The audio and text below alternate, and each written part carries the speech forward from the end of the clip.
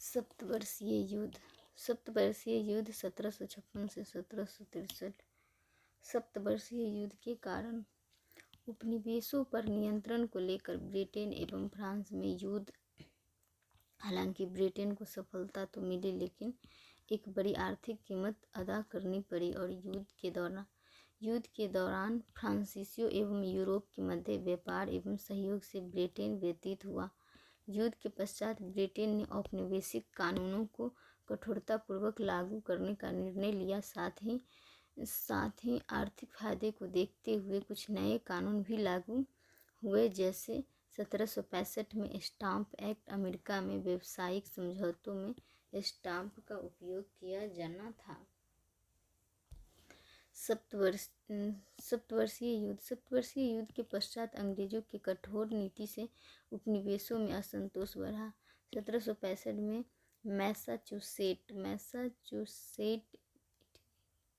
Massachusetts में एक सभा बुलाई गई और सभी करों को रद्द करने की मांग की गई, अन्यथा ब्रिटिश वस्तुओं की बहिष्कार की घोषणा की गई तथा यह नारा दिया गया कि प्रतिनिधित्व नहीं तो कर नहीं।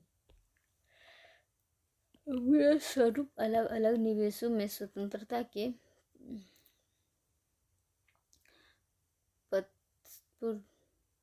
पुत्र एवं पुत्रियों को नाम से राजनीति संस्था की स्थापना की गई। सरकार की प्रतिक्रिया। अमेरिका वासियों के विरोध को देखते हुए ब्रिटिश सरकार ने संसद में यह घोषणा की कि अमेरिका पे कर लगाने का अधिकार है। हालांकि स्टाम्प एक्ट रद्द कर दिया गया,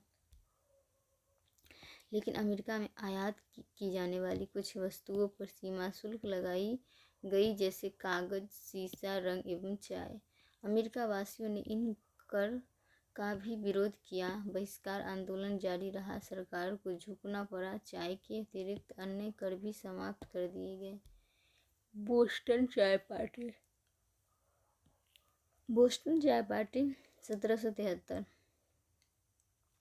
भारत में ईस्ट इंडिया कंपनी को राहत पहुंचाने के उद्देश्य से भारत से अमेरिका सीधे चाय ले जाने की अनुमति दी गई। इससे अमेरिका वासियों को चाय भी सस्ती मिलती। एडम्स के नेतृत्व में अमेरिकी राष्ट्रवादियों ने बोस्टन बंदरगाह पर कंपनी के जहाज से चाय के कुछ पोटियों को समुद्र में फेंक दिया और इस घटना के पश्चात ब्रिटिश सरकार ने कठोर नीति अपनाई। बोस्टन बंदरगाह को बंद कर दिया और यहाँ के मुकदमे को ब्रिटेन स्थानांतरित किया गया तथा संवेदनशील क्षेत्रों में सेना को तैनात किया गया। महाद्वीपीय सम्मेलन कॉन्टिनेंट कॉन्फ्रेंस। अमेरिका वासियों ने 1774 ईस्वी में फिलाडेल्फिया में महाद्वीपीय सम्मेलन का आयोजन किया और ब्रिटिश सरकार से 1765 के पश्चात लागू सभी करों की मांग की गई। सरकार की प्रतिक्रिया नकारात्मक रही और 1775 में राष्ट्रवादियों एवं ब्रिटिश सैनिकों के बीच लेक्सिंगटन नामक स्थल पर हिंसक संघर्ष की शुरुआत हुई और फिलाडेल्फिया दूसरे महाद्वीपीय सम्मेलन का आयोजन किया गया। जॉर्ज वाशिंगटन को सेनापति घोषित किया गया तथा 4 जुलाई 1776 को स्वतंत्रता की घोषणा पत्र जारी किया गया। इस घोषणा पत्र पर ब्रिटिश एवं फ्रांसीसी विचारकों का प्रभाव था। इसके पश्चात 1783 तक ब्रिटिश सेना एवं राष्ट्रवादियों के बीच संघर्ष जारी रहा। अंत तक ब्रिटिश सरकार ने अमेरिकी स्वतंत्रता को मान्यता प्रदान की। अंग्रेजों की असफलता के कारण अमेरिका वासियों को छापामार युद्ध शैली ब्रिटिश विरोधी राष्ट्रों के द्वारा क्रांतिकारियों को हथियार उपलब्ध कराए गए। हॉलैंड, स्पेन, फ्रांस इत्यादि राष्ट्रों ने ब्रिटेन का विरोध किया। इससे ब्रिटिश सेना को संसाधनों की आपूर्ति में बाधा उत्पन्न हुई। बड़ी संख्या में ब्रिटिश सैनिक इसे गृहयुद्ध के रूप में देख रहे थे। ब्रिटिश सेना में मतभेद एवं समन्वय का अभाव। कुछ ब्रिटिश सांसद एवं विचारक भी अफ्रीकी स्वतंत्रता का समर्थन कर रहे थे, जैसे एडमंड टॉम्सन इत्यादि। क्वेश्चन, अमेरिकी क्रांति के कारणों को संक्षेप में बताएं। क्वेश्चन, ब्रिटिश आर्थिक नीति या वाणिज्यवादी नीति किस सीमा तक उत्तरदायी थी? अगला क्वेश्चन है, अमेरिकी क्रांति ब्रिटिश वाणिज्यवादी नीतियों के विरोध में विद्रोह था, पुष्ट करें। अगला क्वेश्चन, प्रतिनिधित्व नहीं तो कर नहीं, यह दृष्टिकोण किस सीमा तक अमेरिकी क्रांति के लिए उत्तरदायी थे? अमेरिकी क्रांति का महत्व, उपनिवेशवाद के विरुद्ध प्रथम सफल संघर्ष, इससे अन्य राष्ट्रवादियों की प्रेरणा बनी, इससे एक प्रकार से अमेरिका पथ प्रदर्शक बनी। अमेरिकी संघर्ष से प्रभावित होकर 1823 में दक्षिण अमेरिका के लोगों ने बहुत हद तक स्पेन एवं पुर्तगाल से नियंत्रण पाई। अमेरिकी स्वतंत्रता संघर्ष ने यूरोपीय राजनीति को प्रभावित किया। यह क्रांति फ्रांसीसी क्रांति का एक महत्वपूर्ण कारण बनी। साथ ही इटली एवं जर्मनी में इससे राष्ट्रीय आंदोलन को भी गति मिली। ब्रिटेन में भी राजनीतिक सुधारों में भी सफल हुए। आधुनिक राजनीति के विकास के दृष्टिकोण से भी यह क्रांति का विशेष महत्व है। स्वतंत्रता के घोषणा पत्र में स्पष्ट शब्दों में यह बात कही गई है कि संप्रभुता जनता में निहित है और आगे के घटनाक्रम ने इसे साबित किया। अमेरिका में अमेरिकावासियों के द्वारा निर्मित संविधान तथा लिखित संविधान के द्वारा शासन का संचालन, कानून के शासन की अवधारणा मजबूत।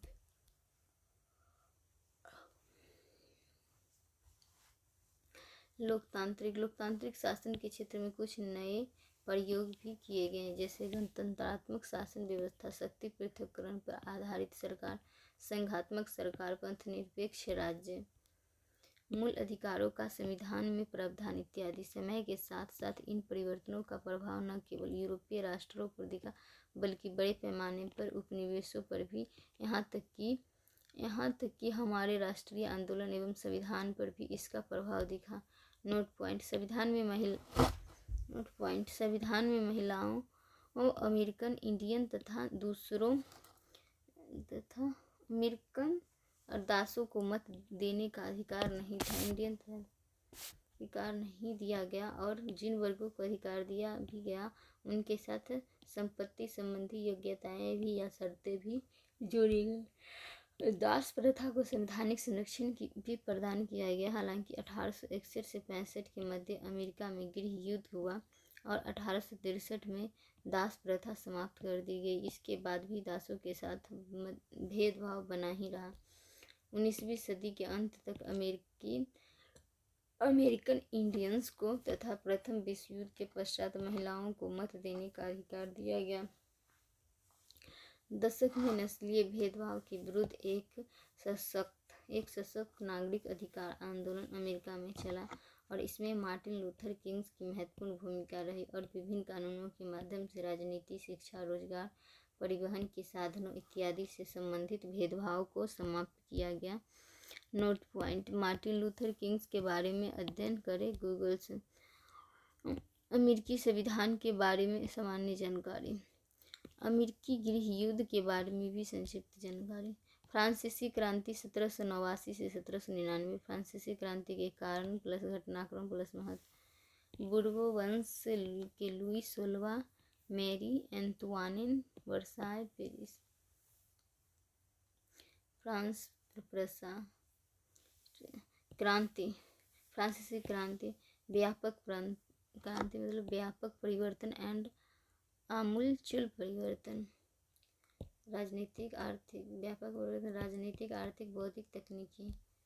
और फ्रांसीसी क्रांति के कारण सामाजिक कारण, आर्थिक, राजनीतिक, वैचारिक कारण।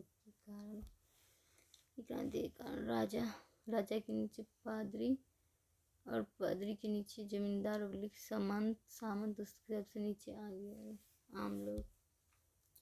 फ्रांस में सामाजिक तनाव क्रांति का महत्वपूर्ण कारण बना। फ्रांसीसी समाज 3 स्टेट वर्ग में विभाजित था।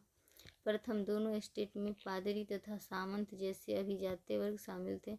इन वर्गों को विशेष अधिकार प्राप्त था, जैसे करों से मुक्ति, कर वसूलने का अधिकार, उच्च पदों पर नियुक्ति, गरीब तबकों से जबरन कार्य कराना इत्यादि। इससे तृतीय वर्ग में असंतोष था ही, साथ ही निम्न वर्गीय पादरी निम्न वर्गीय पादरी एवं सामंत भी संतुष्ट थे, क्योंकि उन्हें अपेक्षित सम्मान नहीं मिलता था। तृतीय एस्टेट में मध्य एवं निम्न वर्गीय लोग थे। मध्य वर्ग बौद्धिक रूप से जागरूक वर्ग था तथा आर्थिक रूप से संपन्न एवं बेहतर स्थिति थी, लेकिन राजनीतिक और सामाजिक रूप से इसकी स्थिति अच्छी नहीं थी और प्रचलित व्यवस्था से ये असंतुष्ट भी थे। निम्न वर्गों में एक तरफ शहरी मजदूर एवं कारीगर थे, जिन पर तरह तरह की बंदिशें थी, जैसे कारीगरों को किसी नए जगह काम करने के लिए पुरानी जगह से चरित्र प्रमाण पत्र लेना होता था। दूसरी तरफ ग्रामीण क्षेत्रों में एक बड़ी आबादी छोटे एवं भूमिहीन किसानों एवं मजदूरों की थी। इनकी भी बड़े पैमाने पर शोषण होता था, जैसे बेगार कराना, बेगार लेना, विभिन्न प्रकार की करों को वसूली इत्यादि। हालांकि यूरोपीय देशों के समक्ष था। यूरोपीय देशों के परिप्रेक्ष्य में देखें तो फ्रांस की आर्थिक स्थिति बेहतर थी, फिर भी बड़े पैमाने पर आर्थिक असमानता भी थी, जैसे 5% से भी कम लोगों को 40% से अधिक भूमि पर नियंत्रण था, पर किसानों पर करों का बोझ अधिक था। 1780 के दशक में कई कारणों से फ्रांस में आर्थिक संकट गहराया, जैसे अमेरिकी क्रांति में भाग लेने के कारण फ्रांसीसी राजकोष पर दबाव बढ़ा, ब्रिटिश वस्तुओं के आयात के कारण शहरों में बेरोजगारी बढ़ी और क्रांति से ठीक पूर्व के वर्षों में प्राकृतिक कारणों से फसलों का नुकसान हुआ। इससे खाद्यान्न संकट उत्पन्न हुआ और महंगाई चरम पर पहुंच गई।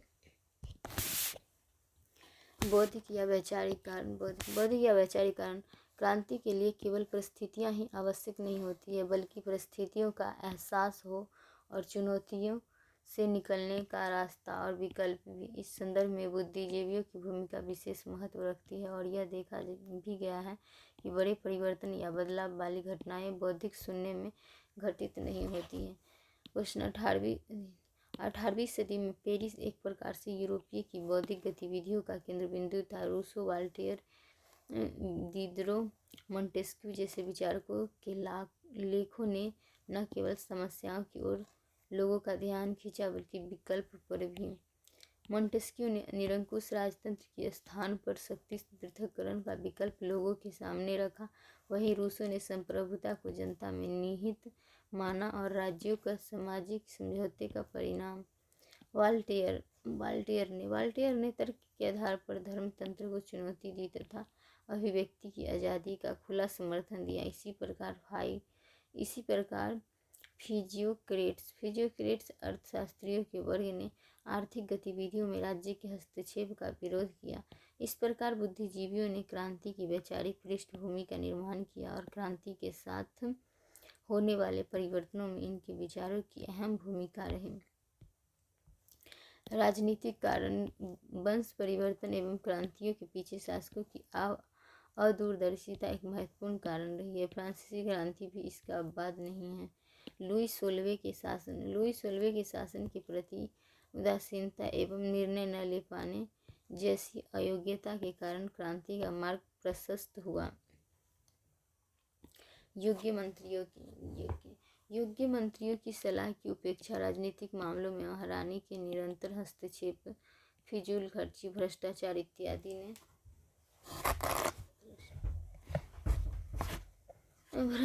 इत्यादि ने परिस्थितियों को और विकृत किया। अमेरिकी क्रांति। कुछ सीमा तक अमेरिकी क्रांति ने भी फ्रांसीसी क्रांति को प्रभावित किया। जैसे क्रांति में भाग लेने के कारण फ्रांसीसी राजकोष पर आर्थिक दबाव बढ़ा और अमेरिकी क्रांति में भाग लेने वाले कुछ सैनिकों एवं बुद्धिजीवियों ने तत्कालिक कारण में आर्थिक संकट की पृष्ठभूमि में राजा ने अभिजात्य वर्ग को कर देने को कहा। अभिजात्य वर्ग ने कर देने से इनकार किया। अंततः विवश होकर राजा ने प्रतिनिधि सभा स्टेट जनरल की बैठक बुलाया। तृतीय एस्टेट के साथ बैठक स्थल और मतदान प्रणाली को लेकर विवाद हुआ। अंततः जिस दिन बैठक होनी थी उस दिन बैठक स्थल पर ताला लगा दिया गया। अंततः तृतीय एस्टेट के प्रतिनिधियों ने पास के टेनिस कोर्ट में शपथ ली कि बिना परिवर्तन के वहाँ से नहीं जाएंगे और वे फ्रांसीसी राष्ट्र का प्रतिनिधि करते हैं और इन्हें यूरोपीय सभा कहा जाने लगा।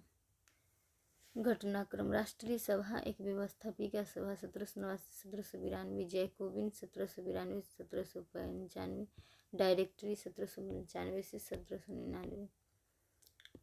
विशेषाधिकारों को समाप्त करने की घोषणा, कर लेना नहीं लेना, उच्च पदों पर नियुक्ति इत्यादि। दूसरा, मानवाधिकारों की घोषणा की गई, संपत्ति पर नियंत्रण, जीवन की स्वतंत्रता, अभिव्यक्ति की आज़ादी, कानून का शासन, सरकारी पदों पर समाज के सभी वर्गों को अवसर इत्यादि इस घोषणा से समाहित थे। एक नए संविधान का निर्माण जो कि शक्ति पृथक्करण पर आधारित था तथा कार्यपालिका को व्यवस्थापिका के ऊपर बनाया गया। पादरियों के लिए भी कानून बनाया गया जिनकी नियुक्ति राज्यों के द्वारा की जानी थी, और राष्ट्रद्रोह के मामले अपराध में दंडित करने का प्रावधान। नोट पॉइंट: व्यवस्थापिका सभा में मुख्यतः दो प्रकार के लोग थे। एक तरफ राज्य के समर्थक जिनमें पादरी और सामंत भी थे। दूसरी तरफ लोकतंत्र समर्थक, इनमें जिरोंडिस्ट एवं जैकोबिन जैसी पार्टियां थी। राजतंत्र समर्थकों को फ्रांस के बाहर से भी समर्थन मिल रहा था और एक अवसर पर राजा एवं रानी भी वेश बदलकर भागना चाहा, लेकिन उन्हें पहचान लिया गया और क्रांति समर्थक संभावित खतरे को देखते हुए और अधिक आक्रामक नीति अपनाना चाहते थे। इसी पृष्ठभूमि में जैकोबिन ने सत्ता पर नियंत्रण स्थापित किया। जैकोबिन का काल इसे गणतंत्र और आतंक का काल भी कहते हैं।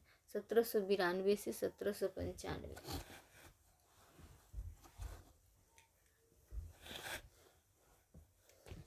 कार्य: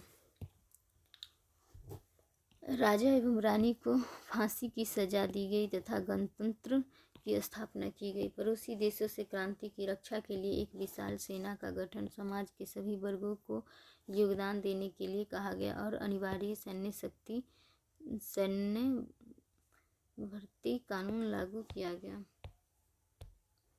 आवश्यक वस्तुओं को अधिकतम कीमतें निर्धारित, मजदूरी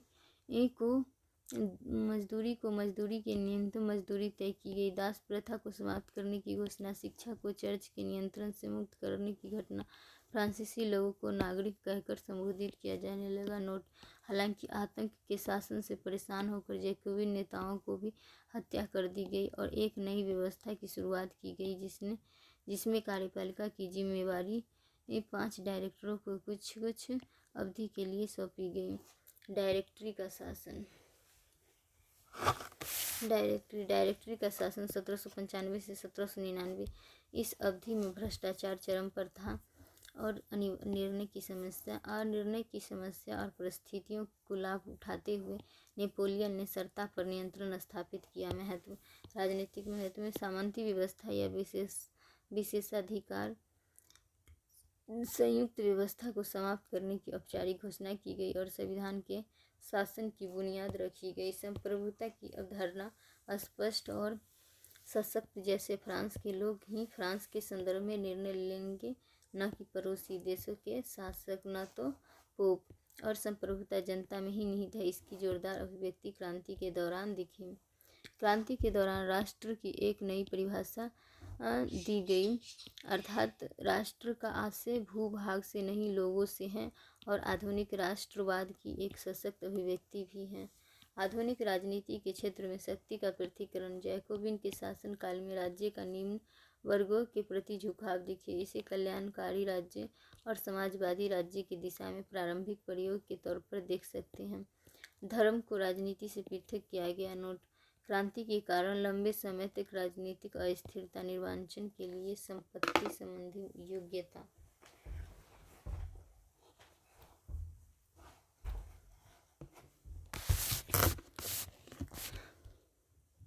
प्लेटो का दार्शनिक राज्य।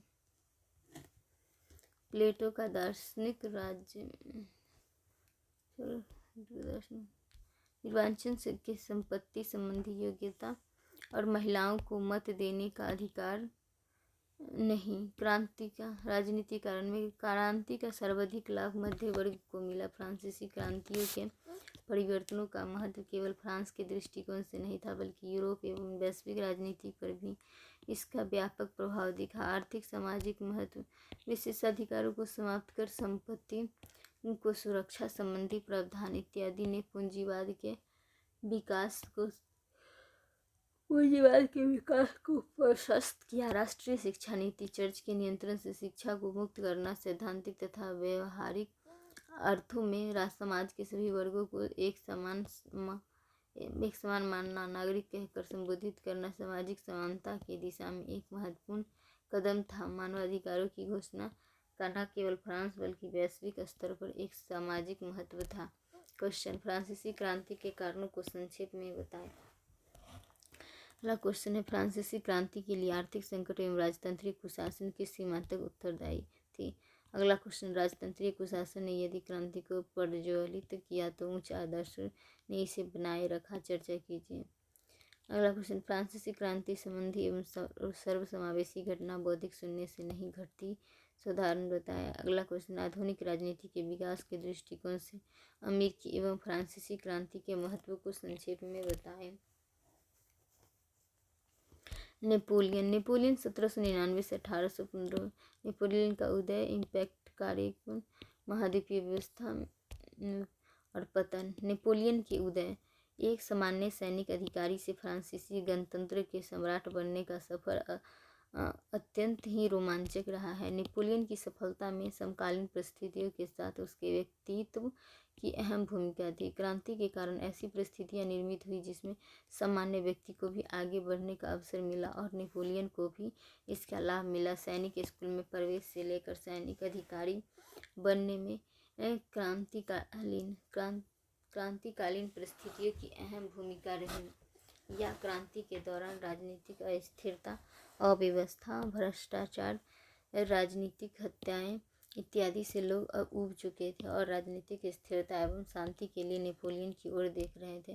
क्रांति के विरुद्ध यूरोपीय राष्ट्रों के गठबंधन के द्वारा फ्रांस पर आक्रमण का खतरा बना हुआ था और राजनीतिक हत्याओं के कारण फ्रांस में योग्य विकल्पों की कमी थी। उपरोक्त पृष्ठभूमि में राजतंत्र, धर्मतंत्र एवं क्रांति समर्थक अपने अपने फायदे के लिए नेपोलियन की तरफ उम्मीद भरी निगाहों ले देख रहे थे। इन परिस्थितियों में नेपोलियन की सैनिक योग्यता, साहसिक अभियान, प्रशासकीय क्षमता, प्रशासकीय गुण और निर्णय लेने की क्षमता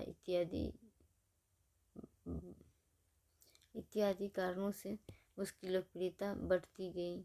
1799 में जबरन सत्ता पर नियंत्रण स्थापित किया और एक संविधान के द्वारा कार्यपालिका की सभी प्रमुख जिम्मेवारी प्रथम पार्षद के रूप में नेपोलियन को सौंपी गई। 1804 में एक जनमत संग्रह के द्वारा फ्रांसीसी गणतंत्र का सम्राट कहलाया। साम्राज्य विस्तार के बारे में नेपोलियन के कार्य, साम्राज्य विस्तार, प्रशासन, कानून, धर्म के क्षेत्र, शिक्षा, आर्थिक, सांस्कृतिक। साम्राज्य विस्तार के बारे में बहुत ही कम समय में यूरोप के कई राष्ट्रों पर प्रत्यक्ष नियंत्रण स्थापित किया, जैसे इटली, जर्मनी, बेल्जियम इत्यादि। न केवल नियंत्रण स्थापित किया बल्कि राजनीतिक रूप से इन क्षेत्रों का पुनर्गठन भी, साथ ही संविधान एवं कानून का शासन। नेपोलियन के इस कृत्य से इन क्षेत्रों के साथ साथ आसपास के क्षेत्रों में भी राष्ट्रवाद एवं लोकतंत्र जैसे आधुनिक विचारों का प्रसार हुआ। हालांकि जिन क्षेत्रों पर नेपोलियन ने प्रत्यक्ष शासन किया उन क्षेत्रों के साथ उपनिवेशों जैसे व्यवहार भी किया और राष्ट्र प्रमुख के तौर पर परिवार के सदस्य को नियुक्त किया। अंततः नेपोलियन के विरोध के क्रम में भी इन क्षेत्रों में भी राष्ट्रीय भावनाओं का उद्गार हुआ। प्रशासन के क्षेत्र में क्रांति काल में प्रशासन के क्षेत्र में कई महत्वपूर्ण परिवर्तन हुए, जैसे गणतंत्र की स्थापना, स्थानीय स्वशासन की स्वायत्तता, प्रशासनिक विभाजन, संविधान का शासन, योग्यता के आधार पर नियुक्ति इत्यादि। नेपोलियन के काल में भी ये परिवर्तन दिखाई पड़ते हैं, लेकिन इसकी प्रकृति बदल गई। जैसे संविधान में कार्यपालिका या नेपोलियन को अधिक शक्तियाँ दी गई, चुनाव प्रक्रिया में फेरबदल की गई, स्थानीय सत्ता पर प्रभाव किया तथा महत्वपूर्ण पदों पर संबंधी एवं नज़दीकी लोगों को नियुक्त किया। कानून के क्षेत्र में आधुनिक कानूनों का संकलन नेपोलियन की एक महत्वपूर्ण अवधि मानी जाती है। Civil code, civil procedure code, penal code, criminal procedure code, commercial code इत्यादि कानूनों का संकलन किया गया और इन कानूनों में क्रांतिकालीन कानूनों के साथ साथ पुराने कानूनों एवं अनुभवों को भी महत्व दिया गया। उत्तराधिकार में केवल बड़े पुत्र के स्थान पर सभी पुत्रों को महत्व दिया गया। धार्मिक सहिष्णुता को महत्व दिया गया, लेकिन संपत्ति, शिक्षा इत्यादि क्षेत्र में महिलाओं के अधिकारों की उपेक्षा की गई। धर्म के क्षेत्र में 1801 में पोप के साथ एक समझौता हुआ। इस समझौते में क्रांतिकालीन परिवर्तनों को पोप ने यह मान्यता प्रदान की जैसे पादरी राष्ट्र के प्रति निष्ठा की शपथ लेंगे और राष्ट्र के द्वारा ही नियुक्त किए जाएंगे, शिक्षा पर राज्य का नियंत्रण होगा इत्यादि। साथ ही नेपोलियन ने कैथोलिक धर्म को बहुमत का धर्म औपचारिक तौर पर मान लिया। कुल मिलाकर क्रांतिकाल की तरह नेपोलियन काल में भी राजनीतिक से धर्म को पृथक रखा गया और इससे धार्मिक वर्ग को निराशा ही हुई। शिक्षा के क्षेत्र में क्रांतिकालीन शिक्षा पद्धति को नेपोलियन ने और ठोस रूप में कार्य प्रदान किया। प्राथमिक, माध्यमिक एवं उच्च शिक्षा के लिए शिक्षा केंद्र खोले गए। उच्च शिक्षा पर कठोर सरकारी नियंत्रण रखा गया। शिक्षकों के प्रशिक्षण के लिए नॉर्मल स्कूल खोले गए। हालांकि शिक्षा के प्रत्येक स्तर पर सैनिक शिक्षा एवं अनुशासन के साथ साथ नेपोलियन को महिमा मंडित किया गया। आर्थिक क्षेत्र में क्रांति के दौरान सामंती ढांचे पर प्रहार हुआ। नेपोलियन के काल में भी यह पुनः स्थापित नहीं हो पाया। नेपोलियन ने बड़ी संख्या में नहरों का निर्माण कराया जिससे कृषि में सुधार हुआ। साथ ही बड़ी संख्या में सड़कों एवं पुलों का निर्माण, आधारभूत ढांचे का विकास, इससे लोगों को रोजगार भी मिला। स्वदेशी उद्योगों को प्रोत्साहन के लिए समय समय पर प्रदर्शनी का आयोजन, ब्रिटेन के साथ आर्थिक युद्ध इत्यादि। हालांकि आर्थिक क्षेत्र में भी नेपोलियन ने औद्योगिकरण पर बल नहीं दिया और निरंतर युद्धों के कारण यूरोप में उपयोग प्रगति में बाधक माना गया। क्वेश्चन, नेपोलियन के कार्यों को आलोचनात्मक वर्णन करें। अगला क्वेश्चन, नेपोलियन क्रांति पुत्र के साथ साथ क्रांति हत्यारा भी था, उदाहरण बताएं। नेपोलियन एवं महाद्वीपीय व्यवस्था क्या है? नेपोलियन ने ब्रिटेन के विरुद्ध आर्थिक युद्ध का अप्रत्यक्ष युद्ध की योजना बनाई जिसके अंतर्गत ब्रिटेन की इस प्रकार नौसैनिक नाकेबंदी की जानी थी जिससे उपनिवेशों एवं यूरोपीय देशों से उसका व्यापारिक संपर्क समाप्त हो जाए। इससे ब्रिटेन में अव्यवस्था और असंतोष फैलेगी और उसका लाभ उठाकर वह ब्रिटेन पर नियंत्रण स्थापित करेगा। क्यों? ब्रिटेन से पूर्ववर्ती आहारों का प्रतिशोध लेना चाहता था। अप्रत्यक्ष युद्धों में ब्रिटेन की शक्ति का आकलन कर चुका था और उसका मानना था कि ब्रिटेन की अर्थव्यवस्था पर चोट पहुंचाकर ही उसे पराजित किया जा सकता है। यूरोपीय तथा विश्व राजनीति में फ्रांस को सर्वोच्च शक्ति के रूप में स्थापित करने के इच्छुक क्यों असफल रहा? नेपोलियन क्यों असफल रहा? योजना की सफलता के लिए आवश्यक था कि फ्रांस नौसैनिक रूप से सशक्त हो, लेकिन ब्रिटेन की तुलना उसकी स्थिति कमजोर थी। योजना की सफलता के लिए एक अन्य प्रमुख सफल यह थी कि फ्रांस ब्रिटिश उत्पादों का विकल्प प्रस्तुत करे और यहाँ भी वो बुरी तरह असफल था। फ्रांसीसी सेना में व्याप्त भ्रष्टाचार के कारण भी यह योजना असफल रही और ब्रिटिश जहाज़ों को रोका नहीं जा सका। स्वयं नेपोलियन ने भी सैनिक जरूरतों के लिए चोरी छिपे कुछ उत्पाद ब्रिटेन से आयात किया था। आर्थिक नाकेबंदी की नीति को नेपोलियन प्रतिष्ठा का पद बना लिया और इसी कारण युद्धों की एक लंबी श्रृंखला में फंस गया जो उसके पतन के कारण बना। 1817 में लीजिंग की लड़ाई, 1815 में वाटरलू की लड़ाई, नेपोलियन वर्सेस यूके, रूस, ऑस्ट्रिया। नेपोलियन का पतन, 1813 में लीजिंग की लड़ाई तथा 1815 में वाटरलू की लड़ाई में नेपोलियन की पराजय हुई। इसके साथ ही फ्रांस एवं यूरोपीय इतिहास की एक युग का अंत हुआ। नेपोलियन के पतन में विभिन्न कारकों की भूमिका थी। महाद्वीपीय व्यवस्था को लागू करने की जिद में एक साथ कई राष्ट्रों से उलझ बैठा जैसे पुर्तगाल, स्पेन, ब्रिटेन, ऑस्ट्रिया, रूस इत्यादि। एक साथ कई राष्ट्रों से लड़ना बुद्धिमत्ता नहीं थी। एक साथ राष्ट्रों के लड़ने से या साथ साथ स्पेन रूस जैसे मित्र राष्ट्रों से युद्ध आत्मघाती साबित हुआ। स्पेन के साथ छापामार युद्ध में जन धन की व्यापक क्षति हुई और रूस के घर फेंको नीति के कारण भी नेपोलियन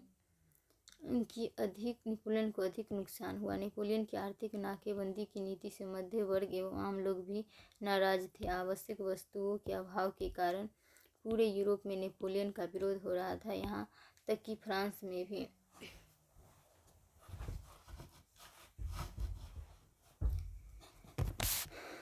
नेपोलियन की क्रांति विरोधी नीतियों से क्रांति समर्थक भी असंतुष्ट थे और पोप को अपमानित किए जाने से धार्मिक वर्ग भी पोप ने नेपोलियन के विरोध का आह्वान किया और इसका व्यापक असर दिखा।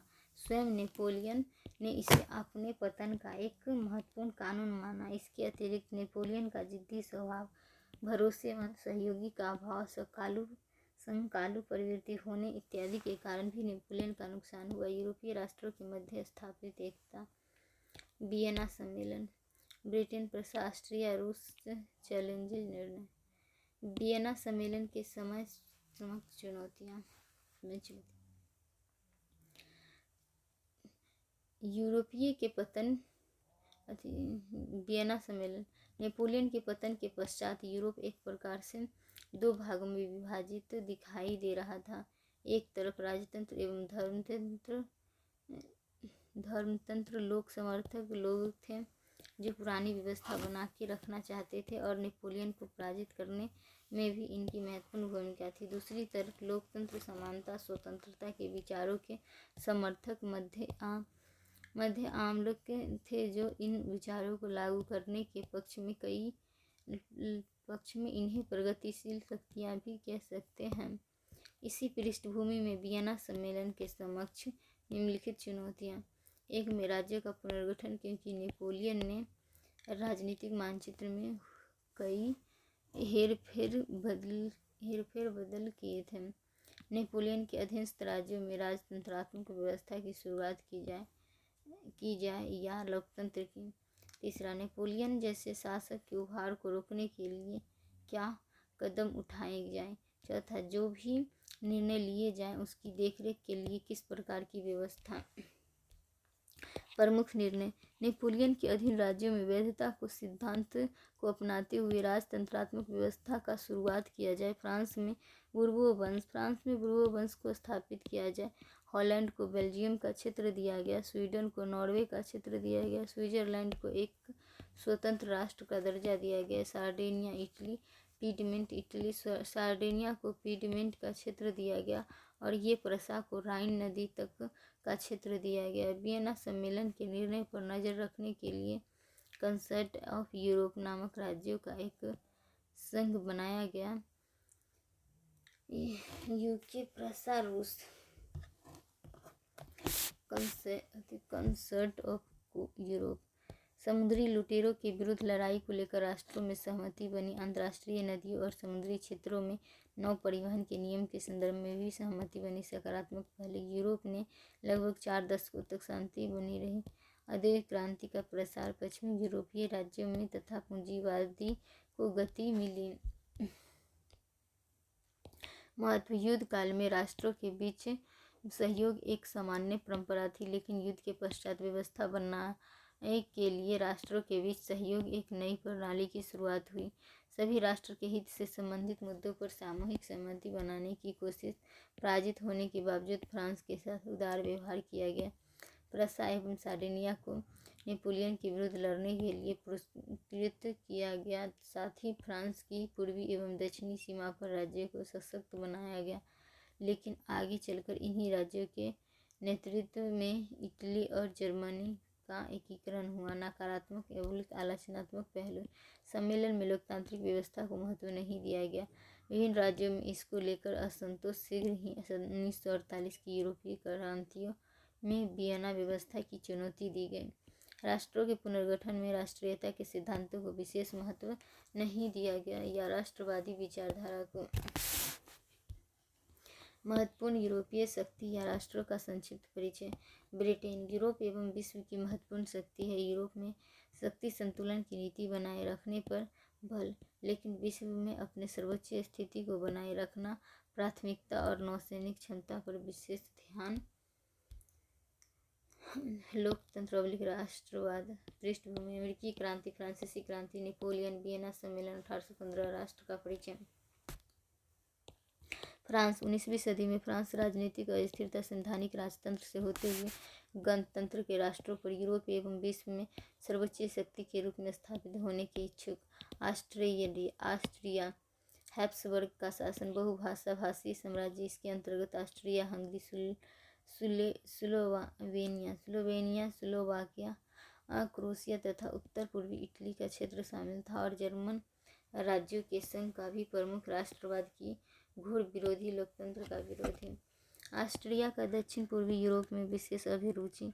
रूस रोमनोव वंश लोकतंत्र विरोधी, बहुभाषा भाषाई साम्राज्य अतः राष्ट्रवाद का भी विरोधी। दक्षिण पूर्वी यूरोप में सांस्कृतिक, आर्थिक एवं सामरिक कारणों से विशेष रुचि। तुर्की ऑटोमन वंश का शासन लोकतंत्र विरोधी, बहुभाषा भाषी विस्तृत साम्राज्य जैसे मध्य पूर्व, उत्तर पूर्वी अफ्रीका का दक्षिण पूर्वी यूरोप का एक बड़ा भूभाग ऑटोमन साम्राज्य के अधीन। इटली में राष्ट्रवाद इटली का एकीकरण, परिचय, बाधाएं 1815 से 50 और 1850 से 71। बाधक तत्व इटली के राष्ट्रवाद में बाधक तत्व। राष्ट्रीय आंदोलन का विरोधी, क्योंकि यह ऑस्ट्रियाई समाज में विघटन के मार्ग के प्रशस्त करता। इससे ऑस्ट्रिया के प्रभाव क्षेत्र में भी कमी आती। फ्रांस पड़ोस में शक्तिशाली राष्ट्र का उदय चिंता का विषय। एकीकरण से फ्रांस का प्रभाव का क्षेत्र भी कम होता है। पोप एकीकरण लोकतंत्री पोप के प्रभाव के लिए भी खतरे की घंटी थी। वियना सम्मेलन इटली के वर्तमान राजनीतिक परिदृश्य का निर्णय वियना सम्मेलन में लिया गया था और एकीकरण का प्रयास इस सम्मेलन के निर्णय के विरुद्ध होता। इटली का कई राज्यों में विभाजन तथा राजतंत्रात्मक व्यवस्था के समर्थक एवं एकीकरण के विरोधी। दो भागों में एकीकरण। प्रथम भाग 1800 से 1850, नेपोलियन की भूमिका, वियना सम्मेलन 1830 से 48। मेजनी। द्वितीय भाग 1859 से 60, 60 से 61, 66 और 1870 से 71। प्रथम भाग 1800 से 1850, नेपोलियन फ्रांसीसी क्रांति के प्रगतिशील विचारों का पहला स्वाद इटली ने ही चखा। नेपोलियन ने क्रांति की उपलब्धियों से इटली का परिचय कराया। इटली में गणतंत्र एवं आधुनिक कानून के द्वारा शासन की स्थापना नेपोलियन ने की। एक प्रकार से इटली का राजनीतिक एकीकरण हुआ। नेपोलियन के विरोध के क्रम में भी इटली में राष्ट्रीय भावना का उद्गार हुआ और इस प्रकार इटली में एकीकरण की भावनाएं या आकांक्षाएं आकार लेने लगी। वियना सम्मेलन। हालांकि वियना सम्मेलन से प्रगतिशील शक्तियों का निराशा हुई, क्योंकि इटली को फिर एक बार वैधता के सिद्धांत को आधार बनाते हुए कई भागों में विभाजित किया गया। फिर भी सार्डिनिया को पीडमोंट एवं कुछ अन्य क्षेत्रों को देकर शक्तिशाली बनाया गया और सार्डिनिया के नेतृत्व में ही एकीकरण की प्रक्रिया आगे बढ़ी, क्योंकि वहाँ की सरकार प्रगतिशील प्रभाव में थी। 1830 एवं 1848 की यूरोपीय क्रांतियाँ। वियना सम्मेलन के निर्णय के प्रति व्यापक संतोष दिखा। 1830 एवं 1848 में यूरोपीय क्रांति के साथ इटली में भी राष्ट्रवाद की लहर उठी और दोनों ही अवसरों पर प्रतिक्रियावादी शक्तियों को चुनौती दी गई। भावनात्मक एकीकरण की प्रक्रिया और मजबूत हुई। ऑस्ट्रिया के नेतृत्व में प्रतिक्रियावादी शक्तियों ने एकीकरण शक्तियों को दबा दिया। मेजनी की भूमिका। प्रारंभिक चरण में मेजनी नामक क्रांतिकारी विचारक लेखक ने राष्ट्रीय आंदोलन को प्रेरित एवं प्रभावित किया। लेखों के माध्यम से लोगों को एकजुट होने का आह्वान किया। एकीकरण के लिए यंग इटली नामक संस्था की स्थापना की। उसने गणतंत्र का लक्ष्य लोगों के सामने रखा। इतना ही नहीं, उसने यूरोप के अन्य देशों में ही राष्ट्रीय आंदोलन का समर्थन किया।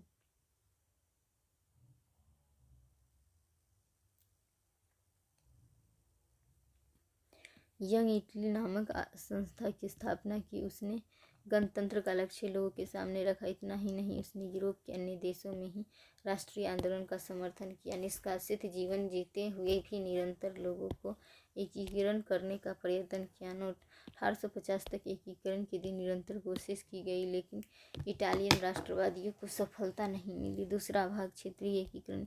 1850 से 71 के बीच क्षेत्रीय एकीकरण का कार्य पूर्ण हुआ।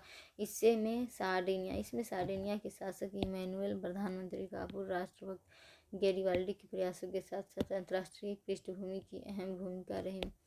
1852 में काबुल को सार्डिनिया का प्रधानमंत्री बनाया गया। काबुल एकीकरण के समक्ष प्रस्तुत चुनौतियों से वाकिफ था। उसने सर्वप्रथम सार्डिनिया की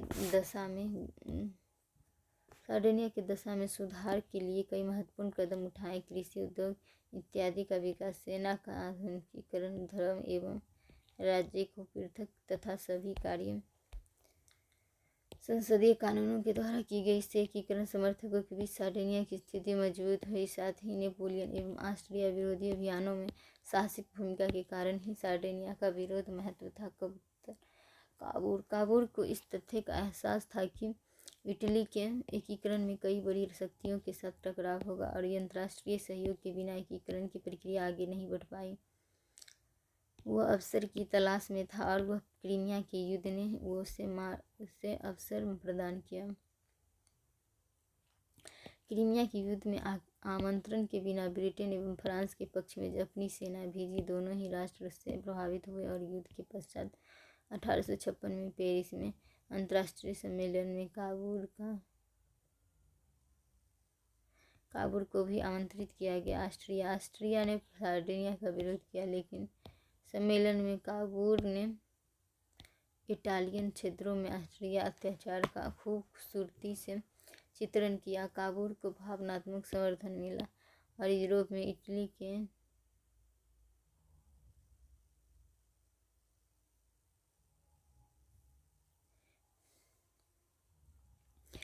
एकीकरण के मुद्दे पर चर्चा प्रारंभ हुई। कृषि सम्मेलन में काबुल और फ्रांस के तृतीय शासक बीच बेहतर संबंध बनने, आगे चलकर ऑस्ट्रिया के विरुद्ध दोनों ने मिलकर समझौता किया। इस समझौते में यह सहमति बनी कि ऑस्ट्रिया के विरुद्ध युद्ध में फ्रांस सार्डिनिया का साथ देगा। फ्रांस को नीस एवं सेवाओं का क्षेत्र मिलेगा और सार्डिनिया को लोम्बार्डी एवं वेनेसिया मिलेगा। साथ में यह भी शब्द थी कि आक्रमण ऑस्ट्रिया की तरफ से है।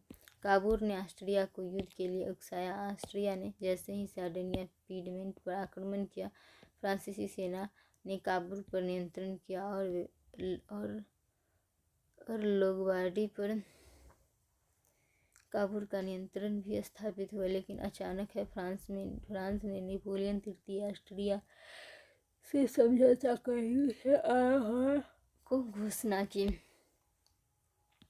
फ्रांस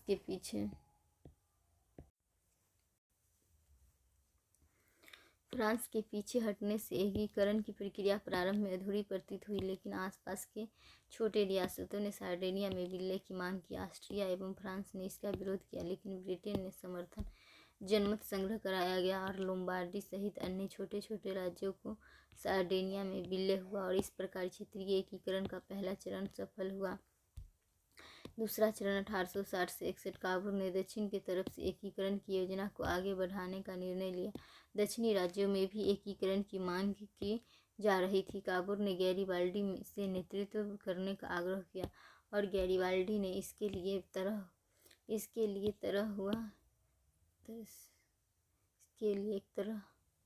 गैरिबाल्डी दक्षिण की तरफ समुद्री मार्ग से प्रशस्त करता है। फ्रांस ने यात्रा को रोकने की धमकी दी और ब्रिटेन ने इसे यांत्रिक मामला बताकर समर्थन किया। स्थानीय जनता के समर्थन से शीघ्र ही सिसिली और नेपल्स पर गैरिबाल्डी का नियंत्रण स्थापित हुआ। गैरिबाल्डी रोम पर भी आक्रमण करना चाहता था। यह एक खतरनाक कदम हो सकता था और फ्रांस सहित कई कैथोलिक देश इसका विरोध कर सकते थे। काबुल ने इमैनुएल को शीघ्र ही दक्षिण की तरफ भेजा और गैरिबाल्डी ने दक्षिणी राज्य को इमैनुएल को सौंपा। इन राज्यों में भी जनमत संग्रह कराया गया और सार्डिनिया में इनका विलय हुआ। 1861 में रोम एवं वेनेशिया के अतिरिक्त सभी क्षेत्रों का राजा इमैनुएल को घोषित किया। तृतीय चरण 1866 में प्रसा एवं ऑस्ट्रिया के बीच युद्ध और अवसर का लाभ उठाकर इटली ने वेनेशिया पर कब्जा किया। जनमत संग्रह एवं सार्डिनिया में विलय। चौथा चरण प्रसा एवं फ्रांस के मध्य युद्ध। इस अवसर का लाभ उठाकर इटली ने रोम पर कब्जा किया और इस प्रकार इटली का एकीकरण पूर्ण हुआ। जर्मनी का एकीकरण। प्रथम भाग 1800 से 1860 वियना सम्मेलन 1830 से 1848 के क्रांति विचारक जोलबरीन सीमा शुल्क संघ। द्वितीय भाग विलियम 1860 से 1871 बिस्मार्क पीएम डेनमार्क 1863 अभी ऑस्ट्रिया 1866 फ्रांस 1870 से 71। जर्मनी का एकीकरण। जर्मनी के एकीकरण में बाधक तत्व। एक में फ्रांस पड़ोस में शक्तिशाली राष्ट्र चिंता का विषय। दूसरा दक्षिणी जर्मन राज्य पर फ्रांस का प्रभाव कैथोलिक बहुराज्य। तीसरा ऑस्ट्रिया जर्मनी का एकीकरण। ऑस्ट्रिया साम्राज्य के लिए खतरे की घंटी। इससे न केवल ऑस्ट्रिया का साम्राज्य प्रभावित होता बल्कि ऑस्ट्रिया का विघटन भी। जर्मनी का धर्म।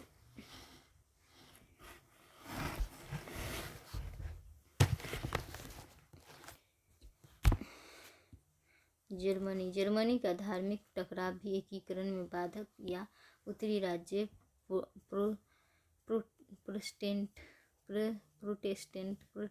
धर्म के समर्थक ने दक्षिणी राज्य कैथोलिक। वियना सम्मेलन में 38 राज्यों को एक संघ बनाया गया था और जर्मन संघ का प्रमुख ऑस्ट्रिया को एकीकरण का प्रयास। वियना सम्मेलन को भी एक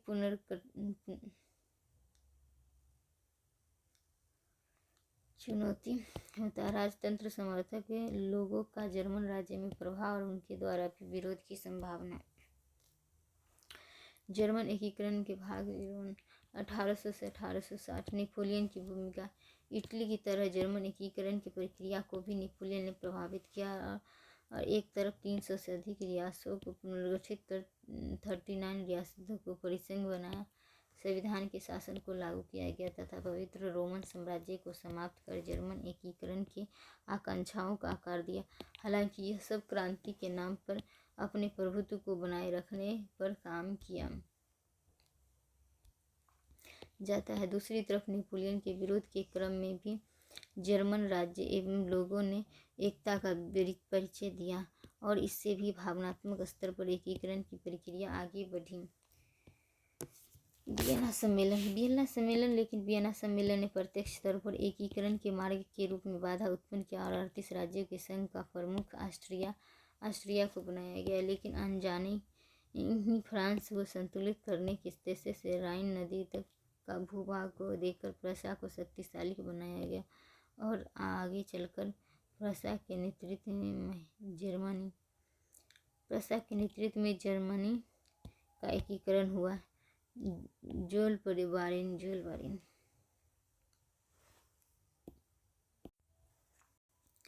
दूसरी तरफ नेपोलियन के विरोध के क्रम में भी जर्मन राज्य एवं लोगों को एकता का परिचय दिया और इससे भी भावनात्मक स्तर पर एकीकरण का प्रक्रिया आगे बढ़ी। वियना सम्मेलन लेकिन वियना सम्मेलन ने प्रत्यक्ष तौर पर एकीकरण के मार्ग के रूप में बाधा उत्पन्न किया। 38 राज्यों के संबंध का प्रमुख ऑस्ट्रिया को बनाया गया लेकिन अनजाने ही फ्रांस को संतुलित करने के उद्देश्य से राइन नदी तक का भूभाग को देकर प्रसा को शक्तिशाली बनाया गया और आगे चलकर प्रसा के नेतृत्व में ही जर्मनी का एकीकरण हुआ। जोलबरीन। 19वीं सदी के प्रारंभिक दशक में जोलबरीन या सीमा शुल्क संगठन ने आर्थिक एकीकरण की बुनियाद रखी। जोलबरीन के कारण रेलवे के विकास में सुविधा हुई।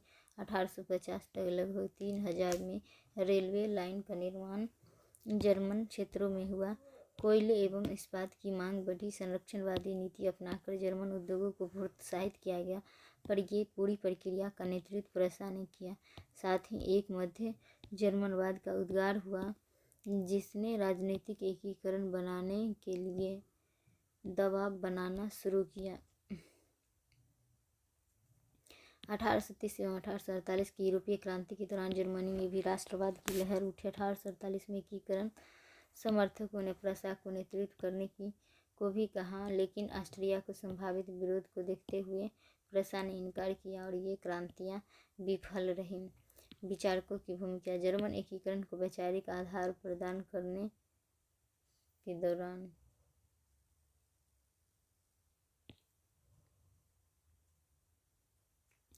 विचारकों की भूमिका। जर्मन एकीकरण को वैचारिक आधार प्रदान करने एवं 18वीं से 19वीं सदी के विचारकों की अहम भूमिका थी, जैसे हेगेल, फ्रेडरिक लिस्ट, हार्डर, फिख्ते इत्यादि। हार्डर ने जर्मन राष्ट्रीय भावना के विचार को लोकप्रिय बनाया, वहीं फ्रेडरिक लिस्ट ने आर्थिक क्षेत्र में संरक्षणवादी नीति को लागू करने के लिए राज्य को प्रोत्साहित किया।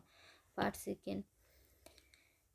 बिस्मार्क की भूमिका। 1860 से 1871। बिस्मार्क में लौह एवं रक्त शक्ति में बिलीवर।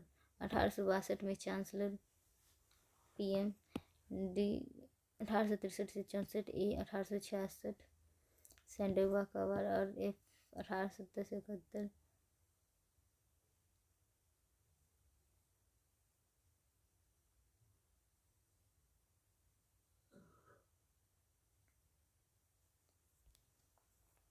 क्षेत्रीय एकीकरण। बिस्मार्क प्रसा के अभिजात्य वर्ग एलाइट क्लास से संबंध रखता था। वह फ्रांस एवं रूस में राजदूत रह चुका था और निरंतर इस दिशा में प्रयासरत कि प्रसा की नेतृत्व में जर्मनी का एकीकरण कैसे हो। बिस्मार्क समस्याओं के समाधान के लिए लौह एवं रक्त की नीति में विश्वास करता था, अर्थात शक्ति के दाम पर समस्याओं के समाधान का संपर्क। यही कारण है प्रसा के सांसद के विरोध के बावजूद सेना के आधुनिकीकरण की प्रक्रिया को जारी रखा, साथ ही वह राजतंत्र का समर्थक था। यही एक कारण है जर्मनी में लोकतांत्रिक शासन लोकतांत्रिक संस्थाओं की स्थापना तो हुई, लेकिन उनकी जड़ें अधिक मजबूत नहीं हुई। बिस्मार्क ने जर्मनीकरण के युद्ध के लिए 3 योजना बनाई। डेनमार्क से युद्ध। 1863 से 64 एक अंतर्राष्ट्रीय समझौते के अनुसार सेल्सविन एवं होल्स्टीन नामक रियासतें डेनमार्क को अधीन होते हुए भी स्वायत्त थी और डेनमार्क ने स्वायत्तता का आश्वासन भी दिया था, लेकिन इन रियासतों के आंतरिक परिस्थितियों को देखते हुए डेनमार्क ने इन्हें पूरी तरह से अधीन में लिया। यह अंतर्राष्ट्रीय समझौते का उल्लंघन था और इसी को आधार बनाते हुए बिस्मार्क ने ऑस्ट्रिया पर दबाव बनाया और दोनों ने आक्रमण कर इन रियासतों पर कब्जा किया। बिस्मार्क का एक मुख्य मकसद था प्रसा की सैन्य तैयारियों को जांचना था, ऑस्ट्रिया के सैन्य तैयारियों को समझना, साथ ही ऑस्ट्रिया की रियासतों इन मुद्दों पर उलझाएं रखना, जिससे भविष्य में ऑस्ट्रिया के साथ युद्ध का बहाना ढूंढा जा सके तथा बड़ी शक्तियों को ऐसा प्रतीत हो कि यह उनका आंतरिक मामला है। योजना के अनुसार बिस्मार्क ने सेल्सविक को प्रसा के नेतृत्व में रखा और होल्स्टीन को ऑस्ट्रिया के नेतृत्व में रखा तथा दोनों में यह समझौता भी हुआ कि इससे संबंधित कोई भी विवाद द्विपक्षीय स्तर पर सुलझाया जाए। ऑस्ट्रिया से युद्ध। 1866 सैंडोवा का युद्ध। कारण जर्मनी एकीकरण में ऑस्ट्रिया महत्वपूर्ण बाधक। ऑस्ट्रिया के निराकरण के बिना प्रसा के नेतृत्व में जर्मनी का एकीकरण संभव नहीं।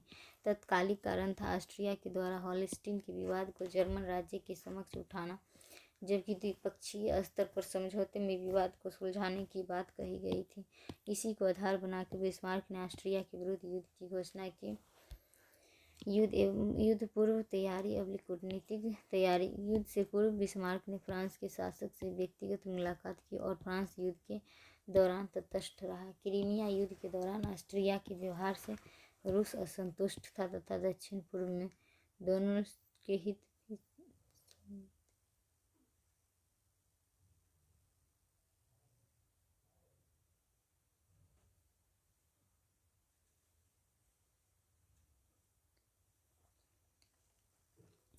क्रीमिया युद्ध के दौरान ऑस्ट्रिया के व्यवहार से रूस असंतुष्ट था तथा दक्षिण पूर्व में दोनों के हित भी टकराते थे, अतः रूस भी तटस्थ था। इटली को वेनेशिया चाहिए था और वह स्वाभाविक रूप से ऑस्ट्रिया के विरुद्ध था। परिणाम युद्ध में ऑस्ट्रिया की पराजय, प्रसा के महत्व में वृद्धि हुई और प्रसा के नेतृत्व में उत्तरी जर्मन राज्य का एकीकरण हुआ।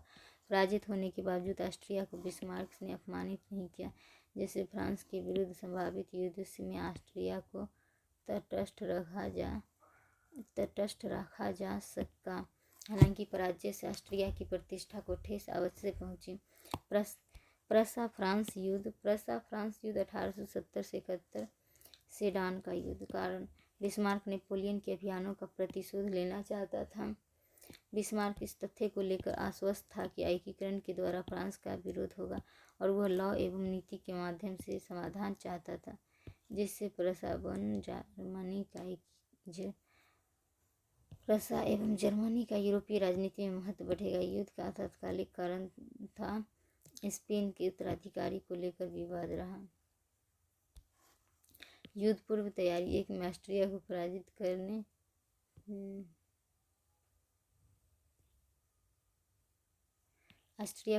करने के बावजूद पराजित न करना इसी तैयारी का एक हिस्सा था और बिस्मार्क को इससे सफलता भी मिली। क्रीमिया के युद्ध के कारण रूस असंतुष्ट था और रूस को अलग रखने में बिस्मार्क की अलग कठिनाई हुई। इटली स्वाभाविक रूप से बिस्मार्क का सहयोगी था, क्योंकि इसकी नज़र रोम पर टिकी हुई थी और रोम की रक्षा फ्रांसीसी सेना कर रही थी। ब्रिटेन एवं जर्मनी की दक्षिणी रियासतों को भी बिस्मार्क ने कूटनीति से अलग रखने में सफलता पाई। फ्रांस चाहता था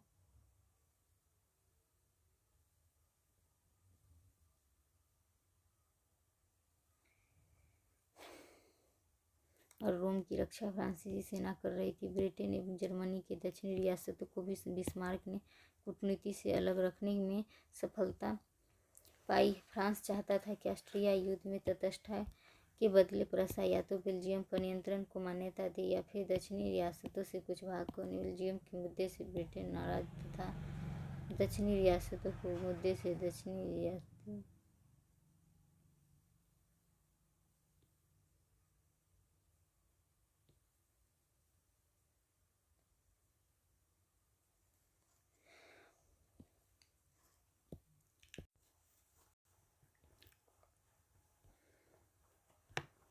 इटली स्वाभाविक रूप से बिस्मार्क का सहयोगी था, क्योंकि उसकी नज़र रोम पर टिकी हुई थी और रोम की रक्षा फ्रांसीसी सेना कर रही थी। ब्रिटेन एवं जर्मनी की दक्षिणी रियासतों को भी बिस्मार्क ने कूटनीति से अलग रखने में सफलता पाई। फ्रांस चाहता था कि ऑस्ट्रिया युद्ध में तटस्थता के बदले प्रसा या तो बेल्जियम पर नियंत्रण को मान्यता दे या फिर दक्षिणी रियासतों से कुछ भाग को। बेल्जियम के मुद्दे से ब्रिटेन नाराज तथा दक्षिणी रियासतों को मुद्दे से तथा दक्षिणी रियासतों में असंतुष्ट एवं दक्षिणी जर्मन अलग के मुद्दे से दक्षिणी जर्मन रियासतों में असंतोष। परिणाम युद्ध में फ्रांस की पराजय। फ्रांस में राजनीतिक अस्थिरता तथा फ्रांस की प्रतिष्ठा को ठेस पहुंची।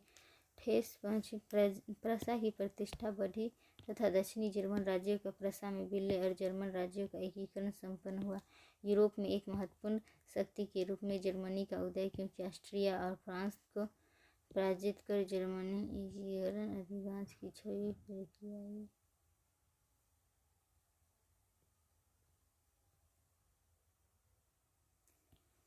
संपन्न हुआ। यूरोप में एक महत्वपूर्ण शक्ति के रूप में जर्मनी का उदय, क्योंकि ऑस्ट्रिया और फ्रांस को पराजित कर जर्मनी ने एकीकरण की प्रक्रिया पूर्ण किया। क्वेश्चन, जर्मनी के एकीकरण बिस्मार्क के योगदान को बताइए।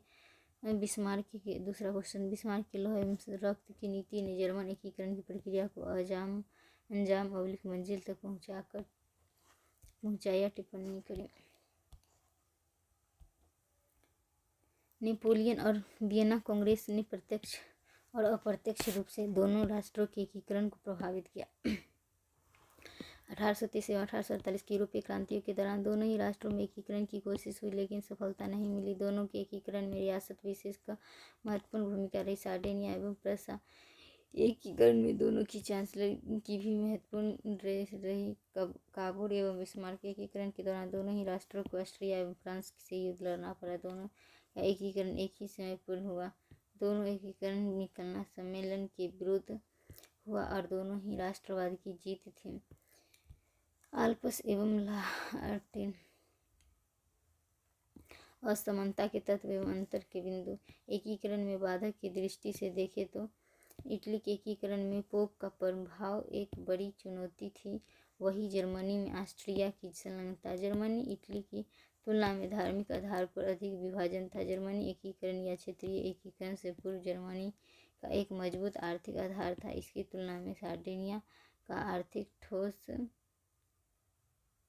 उतना सशक्त नहीं था। इटली के एकीकरण की प्रक्रिया में काबुल के कई प्रमुख सहयोगी थे, जैसे गैरिबाल्डी, जबकि जर्मनी में मुख्यतः बिस्मार्क की ही भूमिका दिखाई पड़ती है। एकीकरण के दौरान सार्डिनिया को पड़ोसी देशों की मदद की आवश्यकता पड़ी, जबकि प्रशा ने पड़ोसी राष्ट्रों को युद्ध से पूर्व तटस्थ रखने का प्रयास किया। इटालियन एकीकरण में लोकतांत्रिक प्रक्रिया जैसे जनमत संग्रह की प्रक्रिया अपनाई, जबकि जर्मन एकीकरण में इसकी उपेक्षा हुई। जिस प्रकार सैनिक एवं आर्थिक दम पर एकीकरण किया, उसका प्रभाव आगे भी अंतर्राष्ट्रीय राजनीति में इटली की तुलना में व्यापक रहा। बिस्मार्क की विदेश नीति। एकीकरण से पूर्व और एकीकरण के पश्चात बिस्मार्क के विदेश नीति के दो प्रमुख उद्देश्य थे। प्रथम, जर्मनी की सुरक्षा तथा द्वितीय, जर्मनी की प्रतिष्ठा में वृद्धि। जर्मनी को सुरक्षा के लिए एक तरफ बिस्मार्क ने सेना के आधुनिकीकरण की प्रक्रिया को जारी रखी, दूसरी तरफ महत्वपूर्ण शक्तियों से संबंध स्थापित कर फ्रांस को अलग थलग रखा। बिस्मार्क ने उपनिवेशों की प्रतिस्पर्धा से जर्मनी को अलग रखा और एवं नौसैनिक क्षमता को भी नियंत्रित रखा। इससे ब्रिटेन का संतुष्ट होना स्वाभाविक था। दोनों के संबंध भी बेहतर थे। ऑस्ट्रिया एवं रूस में दक्षिण पूर्वी यूरोप में हितों में टकराव के बावजूद बिस्मार्क ने दोनों से मित्रवत संबंध बनाए रखा और ऑस्ट्रिया से रूस के विरुद्ध एक गुप्त सैन्य संधि हुई। इसी प्रकार बिस्मार्क ने 1882 में एक गुप्त सैन्य संधि की और जब तक बिस्मार्क जर्मनी का चांसलर था, तब तक फ्रांस को अलग थलग रखने में सफल रही। 1878 में दक्षिणी पूर्वी यूरोप और काला सागर इत्यादि को विवाद के लेकर बर्लिन कांग्रेस का आयोजन तथा 1884 में अफ्रीका के विभाजन के मुद्दे को लेकर बर्लिन कॉन्फ्रेंस का आयोजन इत्यादि यूरोपीय एवं अंतर्राष्ट्रीय राजनीति में जर्मनी के बढ़ती प्रतिष्ठा के सूचक थे। नोट: हालांकि बिस्मार्क के पश्चात नौसेना एवं उपनिवेशों को लेकर जर्मनी की नीति में परिवर्तन, इससे ब्रिटेन के साथ जर्मनी का टकराव बढ़ा। फ्रांस के साथ और गुप्त संधियों के संदर्भ में अन्य यूरोपीय राष्ट्रों की जैसे ही जानकारी मिली, यूरोप में एक अविश्वास का वातावरण निर्मित हुआ और एक प्रतिगुट का निर्माण भी। दक्षिण पूर्वी यूरोप में राष्ट्रवाद या बाल्कन क्षेत्र में ग्रीक ऑर्थोडॉक्स चर्च का प्रभाव और स्लाव भाषाई प्रभाव। रूस एंड दक्षिण पूर्वी Europe: Slovakia, Croatia, Bosnia, Montenegro, Bulgaria, Macedonia, यूनान, रोमानिया, रूस, ऑस्ट्रिया, सर्बिया। 1800 से 1841, 1841 से 1856, 1856 से 78, 1877 बाल्कन पूर्वी समस्या क्या है? 19वीं से 20वीं सदी में दक्षिण पूर्वी यूरोप में इसके लिए निम्नलिखित कारक उत्तरदायी थे: तुर्की या ऑटोमन साम्राज्य का पतन की ओर अग्रसर होना, फ्रांसीसी क्रांति में नेपोलियन का अभियान तथा बाल्कन क्षेत्र में राष्ट्रीय चेतना का उभार, राजनीतिक अस्थिरता का रूस एवं ऑस्ट्रेलिया के द्वारा लाभ उठाने का प्रयास, विशेषकर रूस के द्वारा, तथा रूस की बढ़ती शक्ति को ब्रिटेन के द्वारा नियंत्रित करने की कोशिश और राष्ट्रीय चेतना की सामूहिक समाधान न होना। प्रथम चरण 1800 से 1841, फ्रांसीसी क्रांति और नेपोलियन के अभियानों के पश्चात दक्षिण पूर्वी यूरोप में राष्ट्रीय चेतना का उभार हुआ। परिस्थितियाँ इसके अनुकूल थी। दक्षिण पूर्वी यूरोप पर ऑटोमन साम्राज्य का नियंत्रण था और इस क्षेत्र में विभिन्न भाषाई समूह के लोग रहते थे। साथ ही यहाँ की अधिकांशतः प्रजा ईसाई धर्म को मनाने वाली थी, जबकि शासक वर्ग इस्लाम धर्म। इसी पृष्ठभूमि में 19वीं सदी के प्रारंभिक दशकों में सर्बिया, यूनान इत्यादि क्षेत्रों में स्वतंत्र राष्ट्र के लिए आंदोलन प्रारंभ हुआ। 1820 के दशक में यूनान में यह आंदोलन तीव्र हुआ। 1823 के यूरोपीय क्रांतियों के साथ यूनान में स्वतंत्रता संघर्ष पराकाष्ठा या चरम पर पहुंचा और रूसी सहयोग से यूनान को स्वतंत्रता मिली। तुर्की ने इसे मान्यता भी प्रदान की। साथ ही रूस को भी काला सागर एवं भूमध्य सागर की ओर जाने वाले इन जल संधियों ने युद्धपोतों का आवागमन की स्वतंत्रता दी गई। ब्रिटेन भूमध्य सागर में रूस के बढ़ते प्रभाव से ब्रिटेन चिंतित। 1841 में लंदन में एक सम्मेलन का आयोजन, जिसमें यूनान की स्वतंत्रता को मान्यता तो दी गई, लेकिन रूस की नौसैनिक स्वतंत्रता को नियंत्रित किया गया। द्वितीय चरण 1841 से 1856। यह चरण क्रीमिया के युद्ध के कारण अधिक चर्चित रहा है। और इस युद्ध में एक तरफ ब्रिटेन, फ्रांस, तुर्की इत्यादि राष्ट्र थे, दूसरी तरफ रूस युद्ध के लिए निम्नलिखित कारक उत्तरदायी थे। एक में लंदन सम्मेलन के रूस में व्यापक असंतोष और निरंतर अपने प्रभाव के विस्तार के लिए प्रयासरत, और इसी क्रम में क्रीमियाई क्षेत्र में नौसैनिक बेस को सशक्त बना रहा था। दूसरा, यूनान की स्वतंत्रता के पश्चात सर्बिया, रोमानिया एवं अन्य क्षेत्र में भी आज़ादी की मांग की जा रही थी, और इन मांगों का कठोरतापूर्वक दमन, बाल्कन क्षेत्र में राजनीतिक अस्थिरता और रूस के बढ़ते प्रभाव से ब्रिटेन चौकन्ना था। फ्रांस में नेपोलियन तृतीय एवं अवसर की तलाश में, जिससे यूरोपीय अंतर्राष्ट्रीय राजनीति में फ्रांस एवं उसकी प्रतिष्ठा बढ़े। इसी कारण बेथलहेम इजराइल चर्च की चाबी को लेकर कैथोलिक तथा ग्रीक भिक्षुओं के बीच विवाद उठा। कैथोलिक तथा ग्रीक भिक्षुओं मुख्य द्वार की चाबियों की मांग कर रहे थे, और ग्रीक भिक्षु इसका विरोधी तथा रूस ग्रीक भिक्षुओं का समर्थन। फ्रांस ने कैथोलिक भिक्षुओं का समर्थन किया, और ब्रिटेन ने फ्रांस का। इतना ही नहीं, रूस ने ऑटोमन साम्राज्य में ग्रीक भिक्षुओं के संरक्षक होने का दावा किया। तुर्की ने इसे विरोध किया तथा ब्रिटेन एवं फ्रांस ने तुर्की का समर्थन, और इसी पृष्ठभूमि में क्रीमिया का युद्ध प्रारंभ हुई। परिणाम, युद्ध में रूस की पराजय से रूस की प्रतिष्ठा की ठेस पहुंची, और रूस में सुधारों के लिए कुछ पहल की गई, जैसे 1861 में दास प्रथा को खत्म किया गया। फ्रांस एवं नेपोलियन की प्रतिष्ठा बढ़ी, जिसका एक महत्वपूर्ण प्रमाण था युद्ध के पश्चात शांति सम्मेलन का आयोजन 1856 में पेरिस में हुआ। शांति सम्मेलन में कई महत्वपूर्ण निर्णय लिए गए। सर्बिया एवं रोमानिया को स्वायत्तता दी गई। बाल्कन क्षेत्र की राष्ट्रीय समस्या का समुचित समाधान नहीं। तुर्की को अखंडता की गारंटी दी गई। प्रतिक्रियावादी दृष्टिकोण। फिर एक बार रूस की नौसैनिक गतिविधियों को प्रतिबंधित किया गया। एक अंतर्राष्ट्रीय मुद्दों या कानूनों पर सहमति मिली। युद्ध के दौरान तटस्थ देशों के जहाज को नुकसान नहीं पहुंचाया जाएगा। युद्ध के कुछ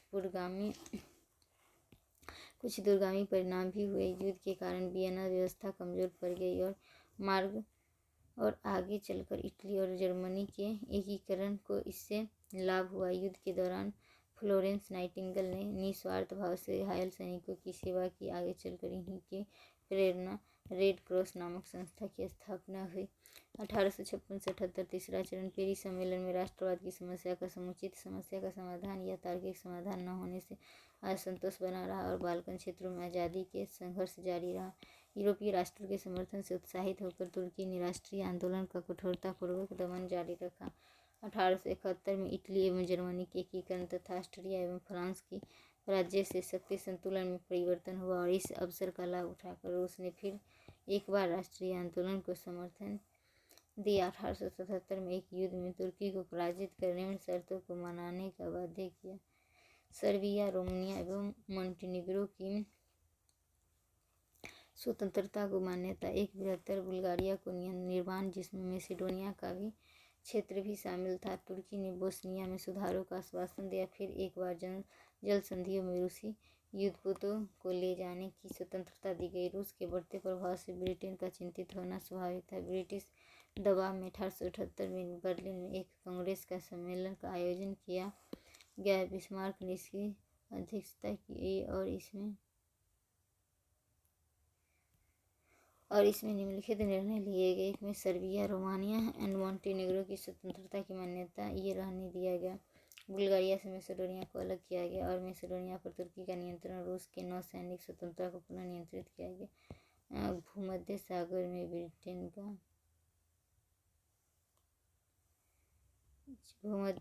में ब्रिटेन का साइप्रस का क्षेत्र दिया गया। क्वेश्चन, बर्लिन कांग्रेस 1878 आल्पन क्षेत्र में राष्ट्रवाद की जीत थी। टिप्पणी करें। अगला क्वेश्चन, 1856 के पेरिस सम्मेलन ने तुर्की को अखंडता की गारंटी दी, और 1878 के बर्लिन कांग्रेस ने तुर्की का मार्ग प्रशस्त किया। टिप्पणी करें।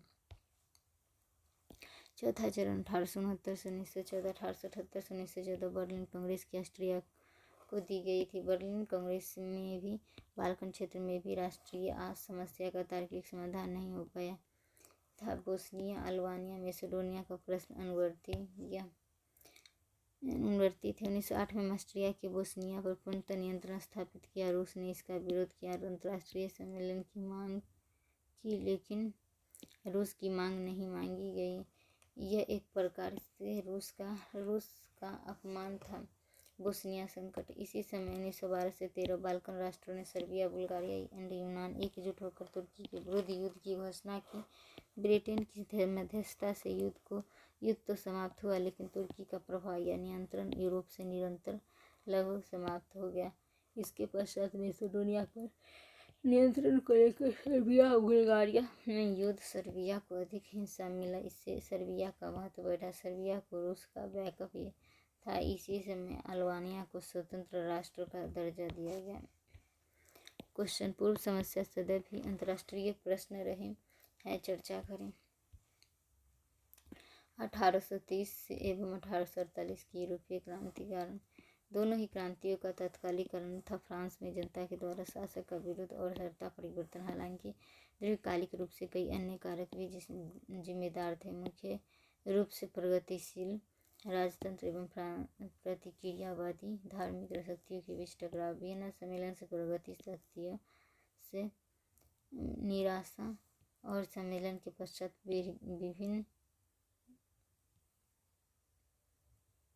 विभिन्न राष्ट्रों में परिवर्तन के लिए प्रयास। औद्योगिक क्रांति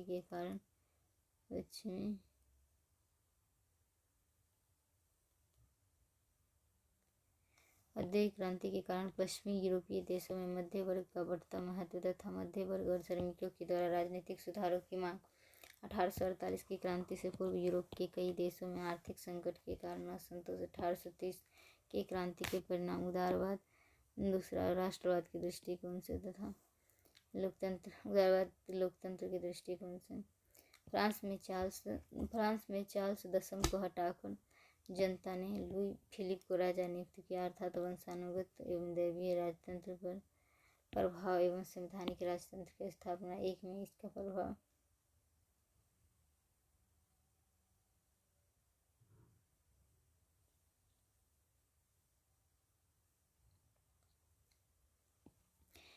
प्रभाव शीघ्र ही अन्य यूरोपीय देशों पर दिखा।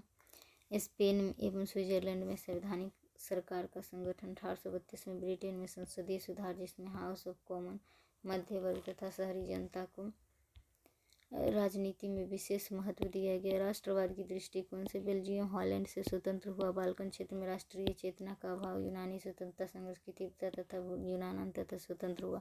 इटली और जर्मनी में भी एकीकरण की कोशिश, लेकिन सफलता नहीं मिली। 1848 की क्रांति की परिणाम एक उदारवादी और लोकतंत्र के दृष्टिकोण से हॉलैंड एवं डेनमार्क ने संवैधानिक संगठन, प्रसा एवं सार्डिनिया में संसद की स्थापना, ऑस्ट्रिया के अधीन हंगरी, चेकोस्लोवाकिया इत्यादि क्षेत्रों में भी लोकतांत्रिकरण को लेकर आंदोलन। सीमित समय के लिए ही सफलता मिली। राष्ट्रवाद के दृष्टिकोण से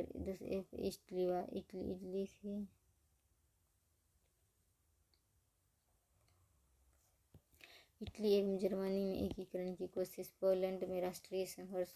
बाल्कन क्षेत्र में राष्ट्रीय चेतना का उभार, विशेषकर अल्बानिया, रोमानिया इत्यादि में आंदोलन तीव्र हुआ। 1526 में पेरिस सम्मेलन में इन राज्यों की स्वतंत्रता की मांग दी गई। ब्रिटेन में संसदीय संस्थाओं का विकास। 13वीं सदी में संसद की स्थापना हुई। 1688 में रक्तहीन क्रांति, शानदार क्रांति। संसद ने राजा का चुनाव किया। वंशानुगत खत्म, दैवीय राजत्व प्रश्न। 1689 संसद की अनुमति के बिना राजा कर नहीं लगा सकती है। प्रतिवर्ष कम से कम एक बार बैठक। 1832 में संसदीय एक्ट पारित। मध्य वर्ग, शहर और ओबीसी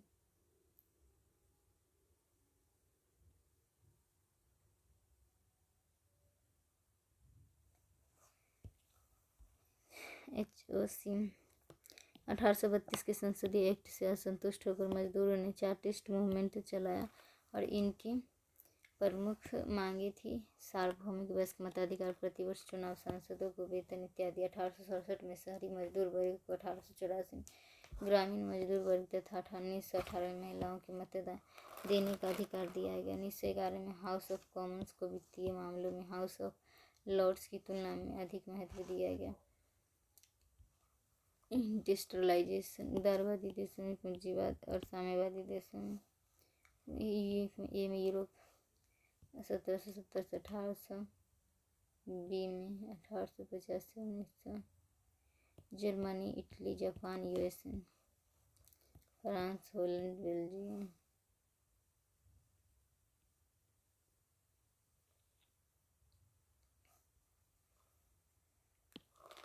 औद्योगिक क्रांति।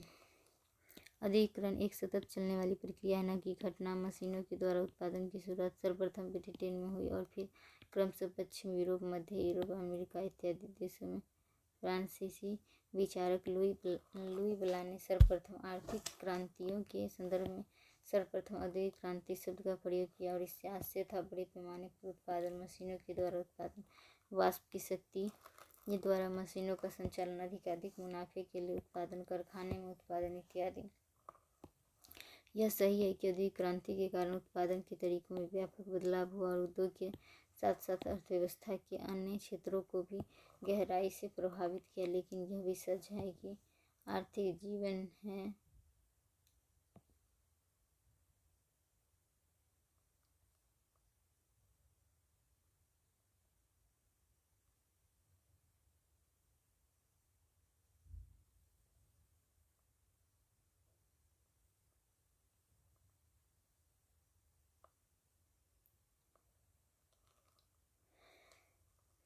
यह सही है कि औद्योगिक क्रांति के कारण उत्पादन के तरीके में व्यापक बदलाव हुआ और उद्योग के साथ साथ अर्थव्यवस्था के अन्य क्षेत्रों को भी गहराई से प्रभावित किया, लेकिन यह भी सच है कि आर्थिक जीवन के साथ साथ सामाजिक, राजनीतिक और सांस्कृतिक जीवन को भी इसने व्यापक तौर पर प्रभावित किया है। ब्रिटेन में औद्योगिक क्रांति के कारण कृषि क्रांति। 18वीं सदी के पूर्वार्ध में ब्रिटेन में कृषि के क्षेत्र में कई महत्वपूर्ण परिवर्तन हुए, जैसे टाउनशेंड ने सस्यावर्तन क्रॉप रोटेशन की पद्धति को लोकप्रिय बनाया,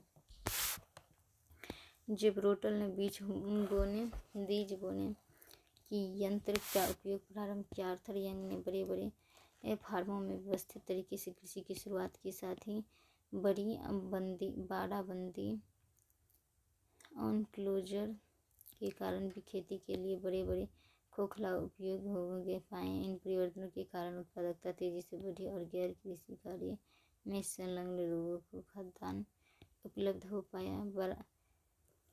बाड़ाबंदी आंदोलन के कारण छोटे किसानों और भूमिहीन किसानों को रोजगार के लिए शहरों की तरफ जाना पड़ा और इससे श्रमिकों की उपलब्धता हो पाई। दूसरा, जनसंख्या वृद्धि। 18वीं सदी के उत्तरार्ध में ब्रिटेन में जनसंख्या में तीव्र वृद्धि हुई। इसका प्रमुख कारण था खाद्यान्न की उपलब्धता तथा चिकित्सा के क्षेत्र में सुधार। 1750 के पश्चात पश्चिमी यूरोपीय देशों लगभग 20 शहरों की आबादी दोगुनी हुई, जिससे 11 शहर ब्रिटेन थे। इसने एक तरफ मजदूरों की उपलब्धता हो पाई तो दूसरी तरफ औद्योगिक क्रांति की भी मांग बढ़ी। व्यापारिक क्रांति। भौगोलिक खोजों के साथ व्यापार के क्षेत्र में एक नई युग की शुरुआत हुई। एक सुदूर क्षेत्रों में व्यापार, समुद्री मार्गों से व्यापार, व्यापक मात्रा या बड़ी मात्रा में वस्तुओं का आयात निर्यात, उन्नत जहाज, बैंकिंग ढांचे का विकास, संयुक्त कंपनियों का गठन इस क्रांति के मुख्य पहलू थे। 18वीं सदी के मध्य की शुरुआत लाभ ब्रिटेन को होने लगा था। व्यापारिक क्रांति के कारण अधिक मुनाफों के लिए उपनिवेशों की स्थापना की गई और ये उपनिवेश ब्रिटेन औद्योगिक क्रांति के लिए व्यापार एवं कच्चे माल के दृष्टिकोण से प्रभावित मुनाफे के लिए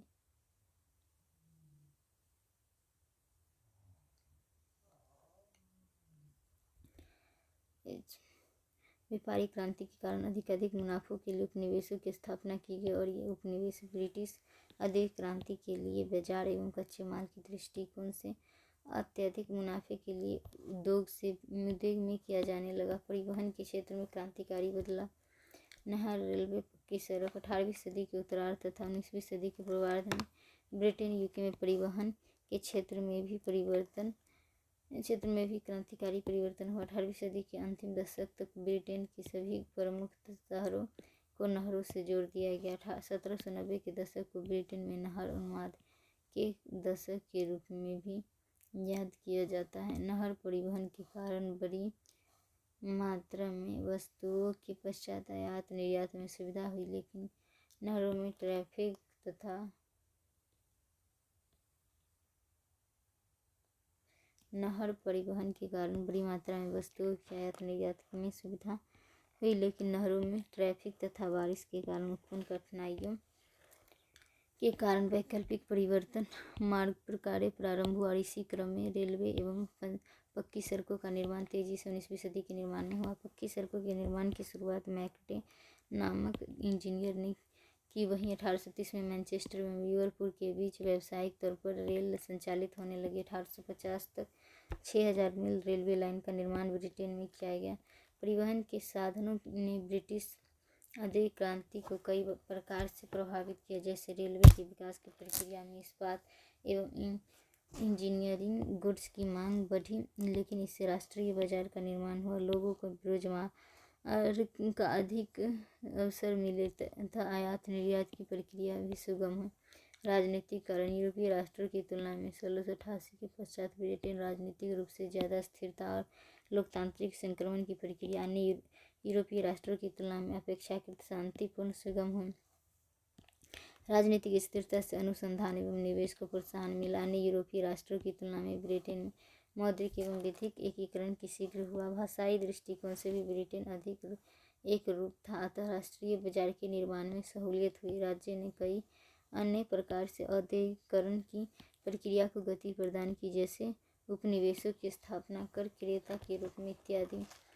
सामाजिक कारण सामाजिक दृष्टिकोण से भी ब्रिटिश समाज एवं यूरोपीय समाज में कुछ अंतर दिखाई पड़ते हैं, जैसे उद्योगों में ब्रिटिश व्यापारियों पूंजीपतियों के साथ साथ जमींदारों ने भी निवेश किया, जबकि अन्य देशों में भोग विलास को ज़्यादा महत्व दिया। इसी प्रकार नेतृत्व की लोचशीलता एवं परिपक्वता में लोकतांत्रिक समाज के संक्रमण ने शांतिपूर्वक योगदान दिया। अन्य आर्थिक कारक एक में विकसित बैंकिंग ढांचा ने भी औद्योगिकरण को प्रक्रिया को आधार प्रदान किया। 1694 में बैंक ऑफ इंग्लैंड की स्थापना तथा 1803 लगभग 300 बैंक ब्रिटेन के प्रांतीय क्षेत्र में स्थापित हो चुके थे। दूसरा, उच्च गुणवत्ता युक्त लौह एवं कोयले की उपलब्धता ने भी औद्योगिकरण की प्रक्रिया को समय बनाना। इससे मशीनों के निर्माण और संचालन की प्रक्रिया में आसानी हुई। इन प्राकृतिक संसाधनों की अवस्थिति का एवं विशिष्ट पहलू यह भी था कि ये नहरों के नज़दीक स्थित थे। तकनीकी कारण औद्योगिक क्रांति को व्यावहारिक रूप से प्रदान करने में तकनीकी ने महत्वपूर्ण भूमिका निभाई। 18वीं सदी के उत्तरार्ध में औद्योगिक क्षेत्र में निजी कंपनियों के द्वारा अनुसंधानों में अधिक निवेश किए गए। प्रारंभ में कपड़ा उद्योग के क्षेत्र में नए आविष्कार ने मशीनों के निर्माण में क्रांतिकारी बदलाव किया, जैसे shirts, spin ginning, flying power love और वाटर फ्रेम इत्यादि। इन मशीनों के कारण न केवल तेजी से धागों का निर्माण संभव हो पाया, जब बल्कि महीन धागों के भी निर्माण और कपड़ा निर्माण की प्रक्रिया भी गति मिली। लौह इस्पात के क्षेत्र में दबी परिवार की महत्वपूर्ण भूमिका रही। इसने लोहे के मनचाहा आकार देने की तकनीक का विकास किया। जेम्स वाट ने वाष्प ईंधन का आविष्कार किया। 19वीं सदी के पूर्वार्ध में परिवर्तन एवं संचार के क्षेत्र में भी कई महत्वपूर्ण बदलाव हुए। परिणाम आर्थिक क्षेत्र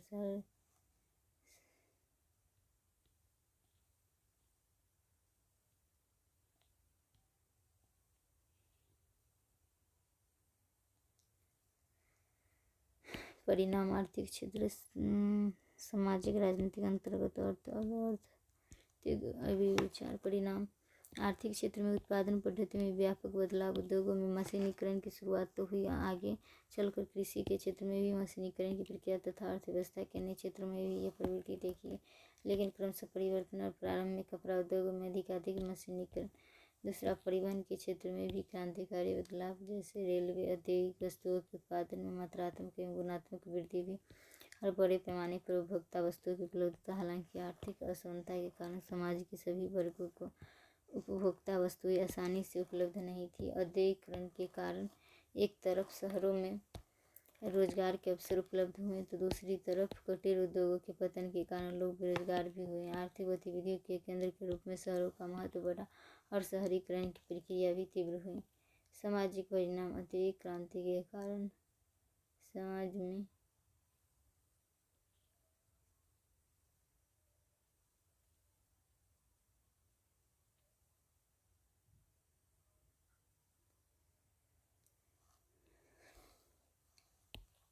रोजगार के अवसर उपलब्ध हुए तो दूसरी तरफ कुटीर उद्योग के पतन के कारण लोग बेरोजगार भी हुए। आर्थिक गतिविधियों के केंद्र के रूप में शहरों का महत्व बढ़ा और शहरीकरण की प्रक्रिया भी तीव्र हुई। सामाजिक परिणाम औद्योगिक क्रांति के कारण समाज में दो नए वर्गों का उदय। उद्योगपति एवं श्रमिक दोनों की आर्थिक परिस्थितियाँ भिन्न भिन्न थी। एक तरफ उद्योगपतियों का उत्पादन के साधनों तथा मुनाफा पर नियंत्रण था तो दूसरी तरफ सैनिक उद्योगपतियों की इच्छा पर कार्य करते थे। उद्योगपतियों की आर्थिक दशा उनके उन्नत जीवन में स्थिर हुआ, जैसे बेहतर आवास, शिक्षा, परिवहन के साधन, खान पान एवं मनोरंजन की सुविधा इत्यादि।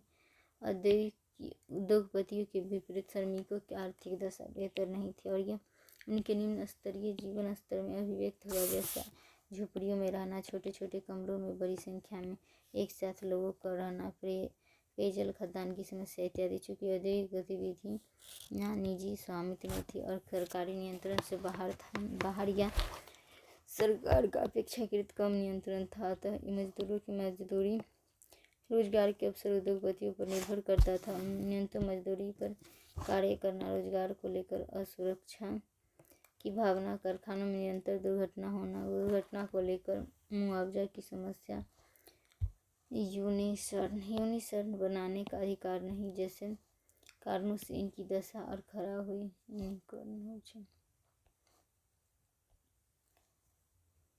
उद्योगपति प्रायः श्रम के लिए महिलाओं एवं बच्चों को प्राथमिकता पर रखते थे। इनसे न केवल अधिक कार्य कराए जाते थे बल्कि चुनाव मजदूरी दी जाती थी।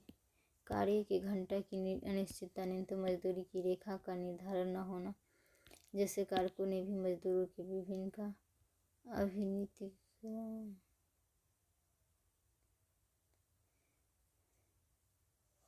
अक्सर मजदूरों के असंतोष की अभिव्यक्ति कभी हिंसक गतिविधियों में, जैसे कारखानों में तोड़फोड़ में, कभी मद्यपान में, तो कभी अन्य आपराधिक गतिविधियों में। आर्थिक दशा ने इसके पारिवारिक एवं सामाजिक जीवन को भी प्रभावित किया। न कि इनके पास पारिवारिक संबंधों के लिए वक्त होता था और न ही सामाजिक गतिविधियों के लिए, और आवासीय परिस्थितियों में भी पारिवारिक जीवन के अनुकूल नहीं थी। शहरों में नशाखोरी या मद्यपान, अपराध इत्यादि बुराइयां तेजी से बढ़ी। सामाजिक संबंधों में व्यावसायिक हितों को प्राथमिकता दी जाने लगी। संयुक्त परिवार के समान पर एकल परिवार को महत्व मिलना प्रारंभ। औद्योगिक क्रांति ने शिक्षा, खेल, मनोरंजन जैसे सामाजिक पहलुओं को भी प्रभावित किया। रोजगार की तलाश में बड़ी संख्या में ग्रामीण क्षेत्रों से शहरी क्षेत्रों की ओर लोगों का पलायन।